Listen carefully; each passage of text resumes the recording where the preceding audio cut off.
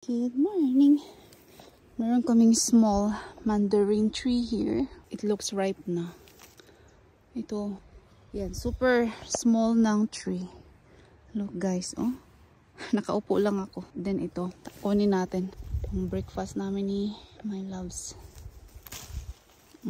Tingnan natin ha. First time natin matitikman ang bunga ng maliit na puno ng mandarin. Love, do you remember when we bought it? 2 years? Yeah, binili namin yung puno. Nakita mo, yung parang umuusok. Bango. So ito na guys. Tikman na natin. I'm excited. Mandarin. Tamis. Tastes good, love. Ang sarap. Try.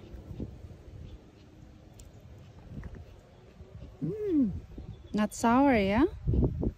There's seeds. So the mandarin is good. Really good.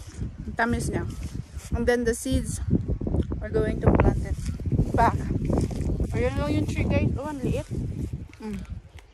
Maliit lang. Plant natin ang seeds para mayroon pa tayong bagong tutubo. Ayan, nag-ikot-ikot kami kasi weekend ngayon.